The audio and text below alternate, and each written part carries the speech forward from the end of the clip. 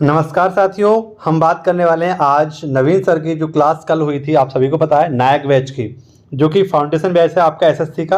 और एसएससी के एग्जाम में जो भी क्वेश्चन आपके बनने वाले हैं उसके ये सेट स्टार्ट किए गए हैं, यानी कुल 30 सेट आपके होने वाले हैं और उन्हीं में से आज हम लोग पहले सेट पर बात करने वाले हैं।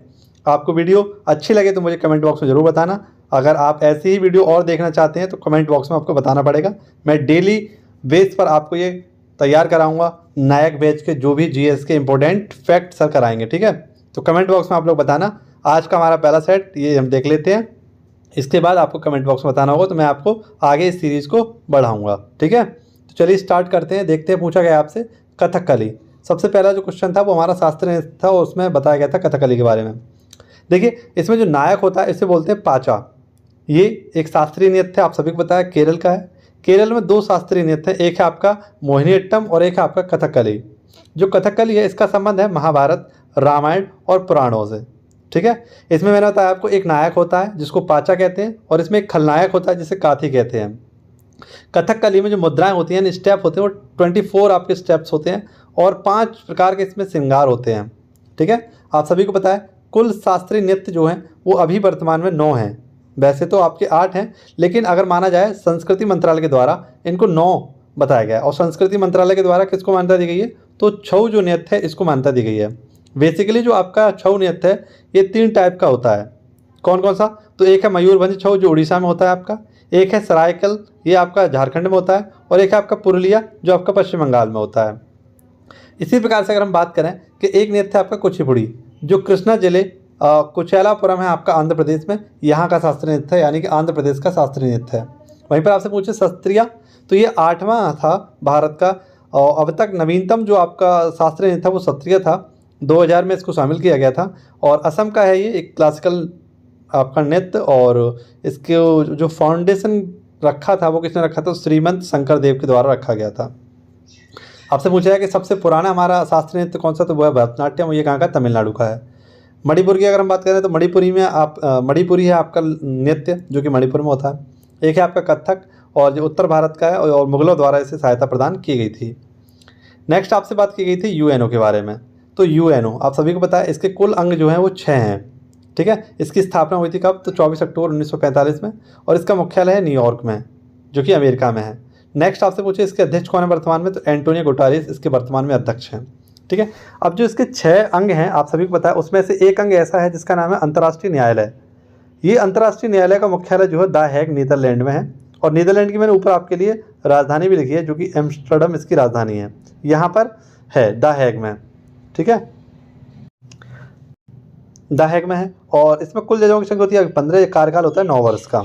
तो इसका मुख्यालय द हेग में है, जबकि इसके जो 5 अन्य अंग हैं उनका मुख्यालय न्यूयॉर्क में ही है, ठीक है।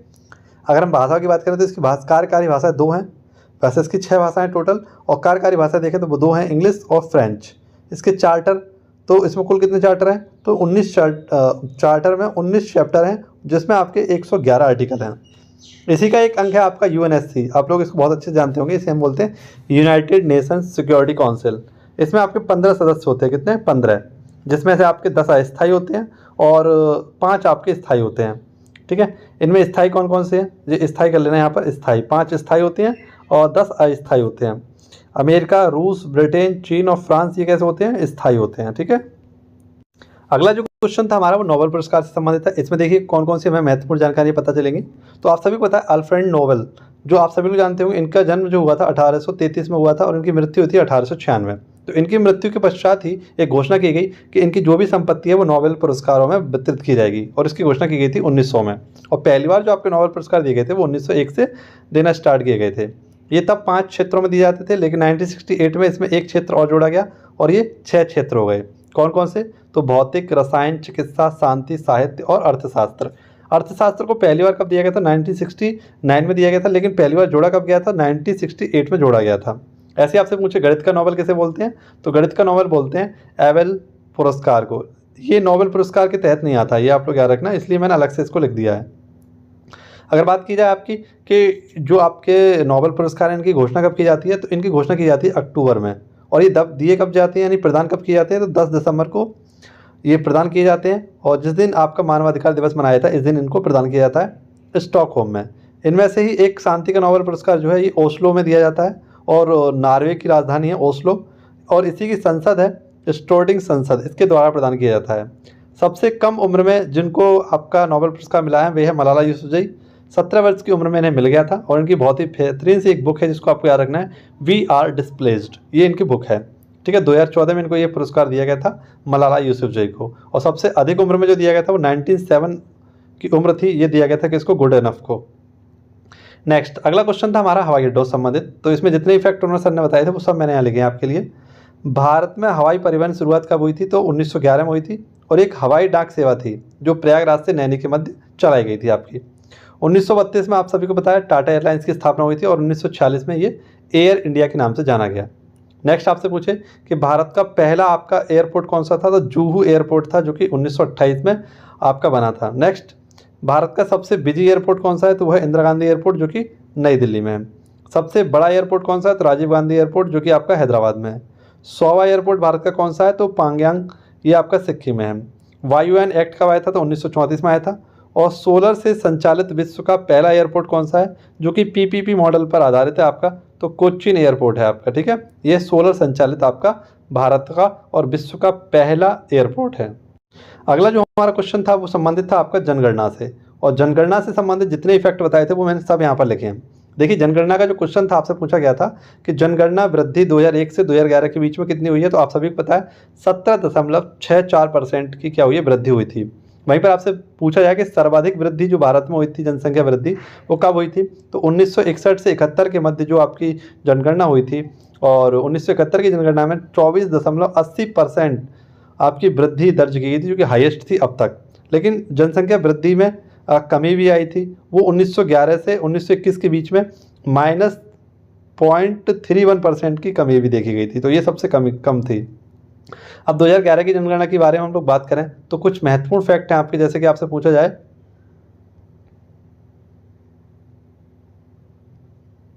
आपसे पूछा जाए 2011 की जो वाक्य था इसका आदर्श वाक्य, हमारी जनगणना हमारा भविष्य, इसका वो था आदर्श वाक्य, और इसके आयुक्त थे वो थे सी चंद्रमौली। जो ये आपके डाटा था वो कब पेश किया गया था, तो 31 मार्च 2011 को इसका डाटा पेश किया गया था जनगणना 2011 का।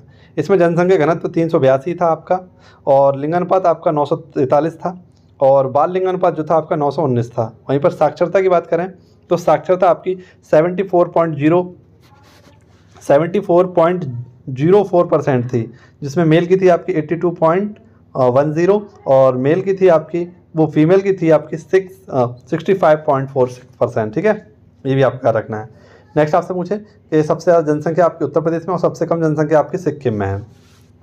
अगला क्वेश्चन जो था वो एक शब्द से था, और पूछा गया था कि फॉलो ऑन शब्द किस में प्रयोग होता है, तो फॉलो ऑन शब्द का प्रयोग होता है केवल टेस्ट मैच में, यानी क्रिकेट में इसका प्रयोग होता है। 200 रनों का जब अंतर हो जाता है आपका, एक खिलाड़ी एक टीम के बाद दूसरी टीम जब खेलती है तो उसमें फॉलो ऑन का प्रयोग किया जाता है। आप सभी को बताया जो टेस्ट मैच है, टेस्ट मैच के बारे में थोड़ा सा आपको याद रखना है। इसमें जो लंच ब्रेक होता है वो 40 मिनट का होता है, और टी ब्रेक जो होता है आपका वो 20 मिनट का होता है, और इनिंग ब्रेक जो होता है वो 10 मिनट का होता है। ठीक है, ऐसी एक सिस्टम है आपका जिसको हम लोग बोलते हैं, आपने सुना होगा डकवर्थ लुईस सिस्टम। ये काफ़ी ज़्यादा जब आपकी बारिश वगैरह हो जाती है तो उस समय ये सिस्टम लगाया था, जिसे वो DLS बोलते हैं। इसकी शुरुआत 1997 में हुई थी, और किस किस के मैच हुए थे उस समय जब इसका प्रयोग किया गया था, तो जिम्बाब्वे और इंग्लैंड के मध्य जो मैच था इसका उपयोग किया गया था। ये केवल टेस्ट मैच में यूज़ नहीं होता, बाकी जितने भी आपके T20 फॉर्मेट और वनडे फॉर्मेट है इनमें उपयोग कर लिया जाता है डकवर्थ लुईस सिस्टम। नेक्स्ट आपसे पूछिए DRS, आप लोग इसको भी जानते होंगे, डिसीजन रिव्यू सिस्टम है ना। इसकी शुरुआत 2008 में हुई थी, और इसके तहत पहला खिलाड़ी जो आउट हुआ था वो था वीरेंद्र सहवाग। वीरेंद्र सहवाग T20 फॉर्मेट के पहले कप्तान थे, और विराट कोहली पिंक बॉल से बनने वाले पहले कप्तान थे। वनडे में पहले कप्तान कौन से थे आपके, तो वनडे के अंतर्राष्ट्रीय कप्तान जो थे पहले वो थे अजीत वार्डेकर। ये पॉइंट भी आपको याद रखने हैं। ठीक है, अगर आपको अच्छी लग रही हो वीडियो तो वीडियो को लाइक करना। 1.5 घंटे की वीडियो मैं आपको केवल 20 मिनट के अंदर कराने वाला हूं। अगर वीडियो आपको ज़रा सी भी अच्छी लग रही हो, समझ में आ रहा हो, आपका अच्छा रिवीजन हो रहा हो, तो आप लोग वीडियो को जरूर शेयर करना दोस्तों के साथ। ठीक है, और नया आए हो चैनल पर तो सब्सक्राइब जरूर करना। करंट अफेयर की डेली वीडियो आपको एक मिलती है, और कल इसकी वीडियो आपकी फुल लेंथ की वीडियो आने वाली है, उसको भी आप लोग देखना मत भूलना, जिसमें आपको 1 मई से लेकर 7 मई का करंट अफेयर में कराने वाला हूँ। ठीक है, नेक्स्ट आपसे पूछा जाए अंतर्राष्ट्रीय बुकर पुरस्कार, तो अंतर्राष्ट्रीय बुकर पुरस्कार जो 2022 था आपका वो किसको दिया गया था, गीतांजलि श्री को दिया गया था। इनका उपन्यास था रेत समाधि। इनकी कुछ अन्य बुक हैं, जैसे एक बुक है तिरोहित और एक है द एम्प्टी स्पेस, ये भी इन्हीं की बुक है। और अंतर्राष्ट्रीय बुकर पुरस्कार 2005 में स्टैब्लिश किया गया था, इनको स्थापित किया गया था। झुम्पा लाहिड़ी की कुछ पुस्तकें जैसे द लोलैंड और द नेमसेक, ये भी आपका रखना है। नेक्स्ट आपसे पूछे गवर्नर, बंगाल का गवर्नर जनरल, भारत का गवर्नर जनरल और वायसराय। तो गवर्नर जनरल जो था वो पहला गवर्नर जो था आपका वो कौन था, रॉबर्ट क्लाइव। बंगाल का पहला गवर्नर जनरल हेस्टिंग्स था। और भारत का पहला गवर्नर जनरल था वो विलियम बेंटिंग था। वहीं पे भारत का वायसराय पहला कौन था, वो था कैनिंग। अब इनको कुछ आपके अधिनियम थे उनके तहत बनाया गया था। जैसे बंगाल का गवर्नर किस अधिनियम से बना था आपका, तो बंगाल का गवर्नर जनरल जो बना था आपका वो 1773 के एक्ट से बना था। वहीं पर वायसराय भारत का गवर्नर जनरल किससे बना था, तो 1833 के एक्ट से। और जो वायसराय था वो आपका 1858 के एक्ट से बनाया गया था। ठीक है। वहीं पर आपसे पूछे सन 1873 का रेगुलेटिंग जो 1773 का जो आपका रेगुलेटिंग एक्ट आया था, 1774 में इसमें कलकत्ता सुप्रीम कोर्ट की स्थापना की थी, जिसमें एक जज था आपका मुख्य न्यायाधीश था जिसका नाम था लॉर्ड एलिजाबेथ, और 3 अन्य न्यायाधीश थे जिसमें हाइड, चैम्बर्स और लिमनेस्टर था आपका।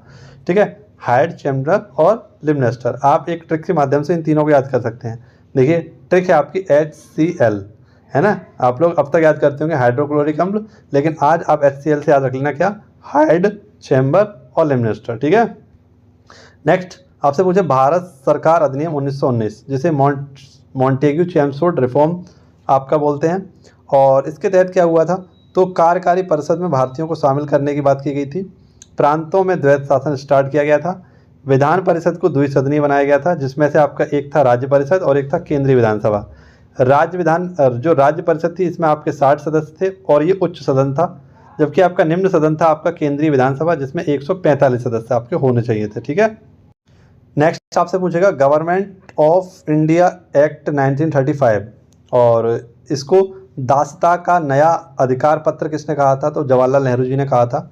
इसके तहत केंद्र में द्वैत शासन स्टार्ट किया गया था, यानी प्रांतों से समाप्त कर केंद्र में इसको लगाया गया था द्वैत शासन को। प्रांतीय सरकार बनाई गई पहली बार 1937 में। बर्मा को अलग किया गया 1937 में। फेडरल कोर्ट की स्थापना हुई थी 1937 में। इसमें कुल जजों की संख्या थी 1+6, यहाँ 1+6 कर लेना, यानी टोटल जो जज थे आपके वो 7 थे। इसमें से एक मुख्य न्यायाधीश थे आपके कौन, मॉरिस गेवेयर। RBI की स्थापना इसी एक्ट के तहत हुई थी 1935 में, और शक्तियों का विभाजन किया गया था 3 में। ठीक है, राज्य सूची, संघ सूची और समवर्ती सूची। नेक्स्ट आपसे मुझे भारतीय स्वतंत्रता अधिनियम कब पारित हुआ था, तो 18 जुलाई 1947 को। और माउंटबेटन योजना और बाल्कन प्लान जो कि जवाहरलाल नेहरू जी के द्वारा कहा गया था, ये कब आया था आपका, तो 3 जून 1947 को। नेक्स्ट आप सभी को बताया प्रथम व्यापारिक संबंध जो भारत के थे वो किसके साथ थे, पुर्तगालियों के साथ थे। वास्को डी गामा आया था 20 मई 1498 को भारत में। दूसरी बार आया था 1502 में, और तीसरी बार आया था 1524 में। पहली फैक्ट्री जो लगाई थी आपकी पुर्तगालियों ने वो कोचीन में लगाई थी 1503 में, और सेकंड फैक्ट्री जो लगाई थी 1505 में कन्नूर में लगाई थी। अगर वास्तविक संस्थापक की बात करें कि जो पुर्तगालियों को भारत में वास्तविक संस्थापक था वो कौन था आपका, अल्बुकर्क था, जो कि 1509 से 1515 तक रहा था। 1510 में इसने गोवा को जीत लिया था। वहीं पर पुर्तगालियों का जो पहला गवर्नर था वो था अल्मीडा। 1505 से 1509 तक ये रहा था, और इसी के द्वारा ब्लू वाटर पॉलिसी भारत में चलाई गई थी। नेक्स्ट आपसे पूछे पुर्तगाली भारत से वापस कब गए, तो 1961 में गए थे आपके। हमने एक ऑपरेशन चलाया था, ऑपरेशन विजय, इसके तहत इनको भगाया था पुर्तगालियों को भारत में। यानी कहने का मतलब सबसे पहले भारत में आए थे पुर्तगाली, और सबसे बाद में भी कौन गए थे, पुर्तगाली। और सबसे ज़्यादा लंबे समय तक भारत में कौन रहे थे, तो पुर्तगाल ही रहे थे। ठीक है। नेक्स्ट आपसे पूछे ईस्ट इंडिया कंपनी के बारे में, तो कुछ फैक्ट हैं। ईस्ट इंडिया कंपनी का जो आपका स्थापना हुआ था वो उस समय रानी थी आपकी कौन, तो रानी एलिजाबेथ थी ब्रिटेन की। इसका निर्माण हुआ था इसका निर्माण जो हुआ था वो 1600 में हुआ था। चार्टर एक्ट आया था आपका 31 दिसंबर 1600 में। 15 वर्ष को समय दिया गया था, और जो इसका निर्माण जिसने किया था इनको बोला गया था मर्चेंट एडवेंचर्स। और उस समय भारत का राजा कौन था, तो आप सभी लोग जानते हैं अकबर थे। नेक्स्ट आपसे पूछे कि भारत के तटीय राज्यों की संख्या कितनी है, तो 9। भारत में 9 तटीय राज्य हैं, जिसकी कुल सीमा कितनी है, 7516.6 किलोमीटर। इसमें आपके पश्चिम में 5 राज्य हैं और पूरब में आपके 4 राज्य हैं। पश्चिम में कौन कौन से, तो गुजरात है, महाराष्ट्र है, गोवा है, कर्नाटक है और केरल है। पूरब में कौन कौन से राज्य हैं, तो पश्चिम बंगाल है, उड़ीसा है, आंध्र प्रदेश है और तमिलनाडु में। आप सभी को पता होगा कि जो सबसे लंबी सीमा लगती है समुद्र से वो किसकी लगती है, तट से, वो लगती है आपकी गुजरात की। और सबसे छोटी सीमा जो लगती है वो आपकी लगती है किसकी, तो गोवा की। वहीं पर सेकंड सबसे लंबी जो सीमा लगती है आपकी वो आंध्र प्रदेश की लगती है, और तीसरी सबसे लंबी जो सीमा लगती है वो 906 किलोमीटर तमिलनाडु की लगती है। ये भी पॉइंट याद रखिएगा। नेक्स्ट आपसे पूछे 9 डिग्री चैनल, तो ये किस किस के मध्य है, आप सभी को बताएं, मिनिकॉय और लक्षद्वीप के मध्य है। 8 डिग्री चैनल ये आपका मिनिकॉय और मालदीव के मध्य है। वहीं पर आपसे पूछे कि दक्षिणतम बिंदु भारत का कौन सा है, तो इंदिरा पॉइंट, ये जिसे हम पिगमिलियन पॉइंट भी बोलते हैं, 8 डिग्री 4 मिनट पर स्थित है। भारत का पूर्वी बिंदु जो कि 97 डिग्री 25 मिनट किविथू। पश्चिमी बिंदु देखिए आपसे तो गौर माता 68 डिग्री 7 मिनट। और ऋतु बिंदु आपसे पूछे तो वह इंदिरा कॉल 37 डिग्री 6 मिनट पर। वहीं पर आपसे पूछे कि उत्तर से दक्षिण तक भारत की लंबाई कितनी है, तो 3214 किलोमीटर मैं यहाँ लिख दे रहा हूँ। और पूर्व से पश्चिम आपसे पूछे तो वह 2933 किलोमीटर।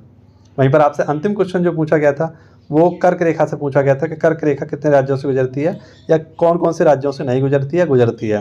तो गुजरने वाले हम देख लेते हैं तो अपने आप ही हमें याद हो जाएगा कि किन किन राज्यों से नहीं गुजरती है। तो गुजरात से गुजरती है, राजस्थान से गुजरती है, मध्य प्रदेश से गुजरती है, छत्तीसगढ़ से गुजरती है, झारखंड से गुजरती है, पश्चिम बंगाल से गुजरती है, मिजोरम से गुजरती है, त्रिपुरा से गुजरती है। और जो कर्क रेखा है आपकी वो 23.5 डिग्री नॉर्थ में स्थित है, जो कि भारत का 2 भागों में विभाजन भी करती है। तो ये आपकी नायक 2.0 जो आपका एक बैच है ना, नवीन सर के द्वारा इसमें क्लास कराई जा रही है, आपके प्रैक्टिस सेट कराए जा रहे हैं। आज उसका दूसरा प्रैक्टिस सेट भी होगा। अगर आप लोग कमेंट अच्छे से ज़्यादा करेंगे और लाइक करेंगे, वीडियो को शेयर करेंगे, तो मैं इसका सेकंड आपका जो पार्ट है और लगातार जो आपके 30 पार्ट आएंगे उनको भी लेकर आ सकता हूँ। तो आपको ज़्यादा से ज़्यादा कमेंट में बताना है। तो चलिए मिलते हैं आपसे नेक्स्ट वीडियो में। धन्यवाद। जय हिंद, जय भारत।